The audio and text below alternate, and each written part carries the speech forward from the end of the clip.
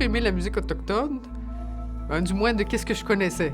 Je connaissais des petits bouts ici et là, puis je trouvais ça intéressant. Disons, la première fois que j'ai vraiment plus entendu, c'était les chants de gorge. Puis j'avais 15 ans, puis c'était à Radio-Canada.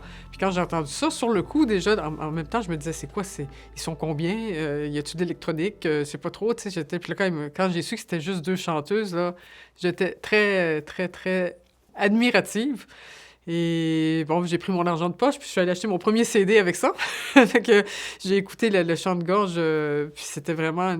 Vraiment, je trouve que c'est d'une grande beauté. J'ai toujours voulu, tu sais, travailler avec des artistes autochtones, mais je voulais d'abord travailler sur la rencontre Moyen-Orient-Occident. Mais une fois que là, mon groupe, puis tu sais, tout ça, on était rendu un peu plus à l'aise, ben là, je me suis dit, bon, on va aller vers les cultures autochtones. Le premier projet... s'appelait le Reef du Soleil.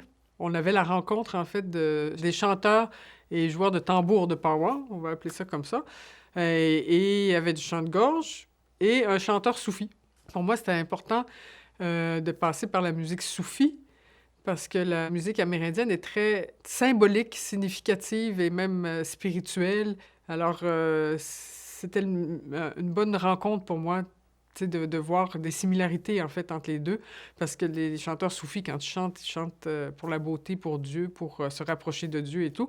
Bien, c'est la même chose un peu aussi, les chanteurs de musique de powwow, bien, ils vont chanter pour la guérison, ils vont chanter pour le remerciement, ils vont chanter vraiment, pour tout, en fait, tout le côté invisible.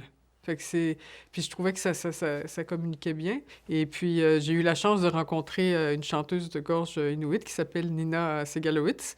Et puis, il y a à peu près une dizaine d'années, là. Puis depuis ce temps-là, ben, je travaille beaucoup, beaucoup avec elle et une autre chanteuse, Lydia Etok. Puis on a fait des projets.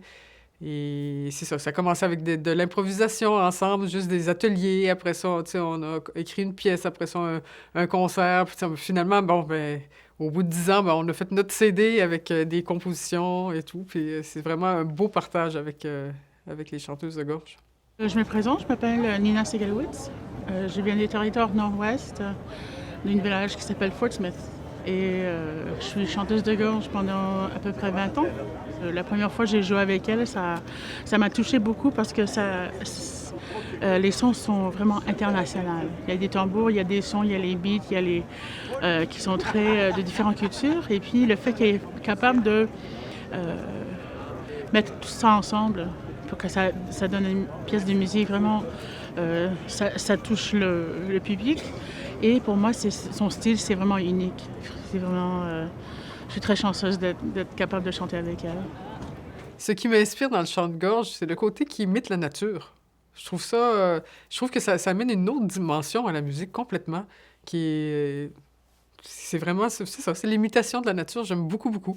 Et puis aussi le jeu ludique. Il n'y a pas beaucoup de choses en musique qui est là pour faire rire, en fait. Il y a des choses qui sont ludiques, mais pour faire vraiment rire, c'est assez particulier, un jeu musical.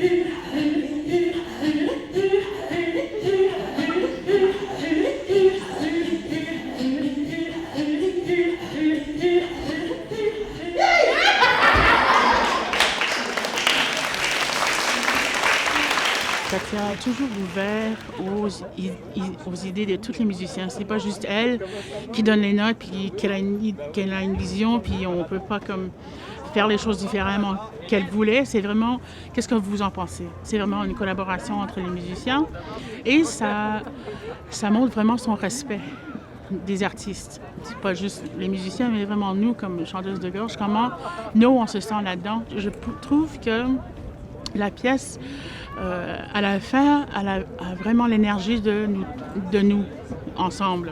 C'est pas juste individuel. Et puis, notre personnalité, nos idées sont vraiment dans la musique, puis on est vraiment connectés. Je pense que cette émotion-là s'est transférée au public.